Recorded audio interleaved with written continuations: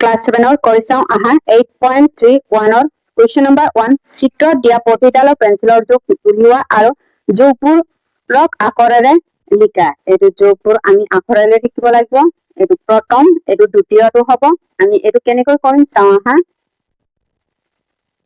এটো প্ৰথম পেন্সিলটো ইয়াৰে এটা মূৰত 8 cm আৰু আনটো মূৰত প্ৰায় 9.3 cm আছে গতিকে ইয়াৰ প্ৰায় দৈৰ্ঘ্যটো কি হ'ব 9.3 পৰা আমি 8 মাইনাস কৰিলে কিমান হ'ব 1.3 cm হ'ব তাৰ পিছত ইয়াত কি হ'ব দ্বিতীয় পেন্সিলটো ইয়াৰ এটা মূৰত 8 cm আৰু আনটো মূৰত 8.7 cm আছে গতিকে ইয়াৰ দৈৰ্ঘ্যটো 8.7 ৰ পৰা আমি 8 মাইনাস কৰিলে কিমান হ'ব 0.7 cm হ'ব এইটোৱে হ'ব आंसर क्वेश्चन नंबर 2 তলত দিয়া স্কেলত তলত দিয়া জোখবোৰ বকুৱাই আৰু এইবোৰক ঊৰ্ধ্বক্ৰম আৰু অধক্ৰম অজুৱা এ ত্ৰিমাস্ত 7/10 ত্ৰিমাস্ত 7/100 ত্ৰিমাস্ত 10 হ'ব 7/100 এইটো আমি কেনেকৈ কৰিম চাও এইটো আমি পাঁচটা দশমিকলৈ নিব লাগিব এইটো 10 ৰ লগত আমি 7 হৰণ কৰিলে কি হ'ব 10 ৰ লগত এইটো 7 ৰ লগত হৰণ কৰিলে ইয়াত কি হ'ব 0.7 হ'ব 0.7 ৰ লগত 3 প্লাস কৰিলে ইয়াত কি হ'ব 3.7 হ'ব এটুক আমি 100 ৰ লগত হৰণ কৰিলে ইয়াত কি হ'ব 0.07 হ'ব তাৰ পিছত ইয়াত কি হ'ব 3 প্লাস কৰিলে কি হ'ব 3.07 হ'ব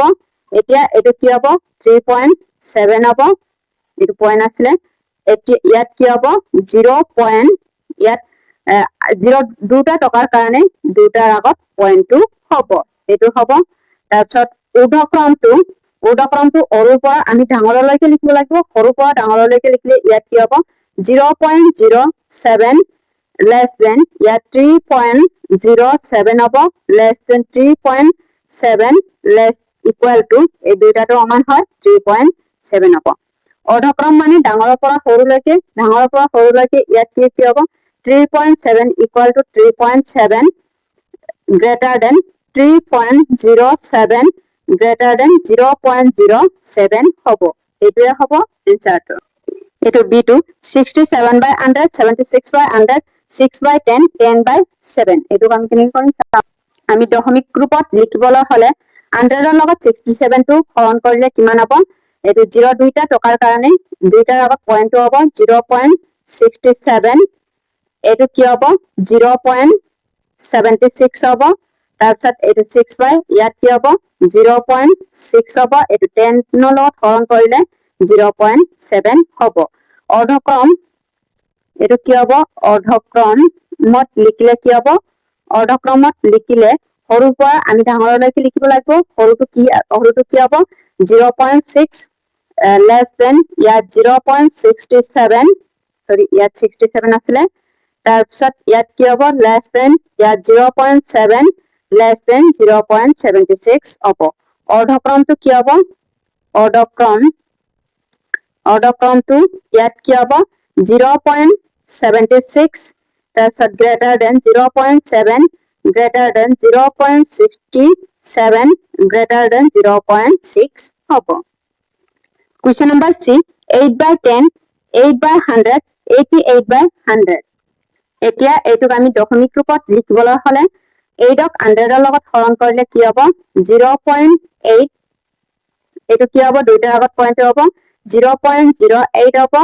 তাৰপিছত 88 টো 0.88 হ'ব ঊৰ্ধ্বক্ৰমত লিখিবলৈ হলে ঊৰ্ধ্বক্ৰমটো কি হ'ব সৰুৰ পৰা ডাঙৰলৈকে ইয়াত কি হ'ব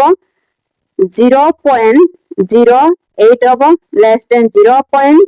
ইয়াত কি হ'ব 8 less than 0. ইয়াত কি হ'ব 88 হ'ব অৰ্ধক্ৰমটো কি হ'ব অৰ্ধক্ৰমত লিখিবলৈ হলে অৰ্ধক্ৰম equal to ইয়াত কি হ'ব অৰ্ধক্ৰম equal to ইয়াত কি হ'ব 0. ইয়াত কি হ'ব 88 into 0.88 less than 0.8 less than ইয়াত কি হ'ব 0.8 হ'ব এটো হ'ব অৰ্ধক্ৰম মানে কি হ'ব অৰ্ধক্ৰম মানে ডাঙৰৰ পৰা সৰুলৈকে আমি ডাঙৰৰ পৰা সৰুলৈকে লিখিছো তাৰপিছত অৰ্ধক্ৰম মানে সৰুৰ পৰা আমি ডাঙৰলৈকে লিখিছো এটোৱে হ'ব অনুশীলনী 8.31 ৰ প্ৰশ্ন উত্তৰটো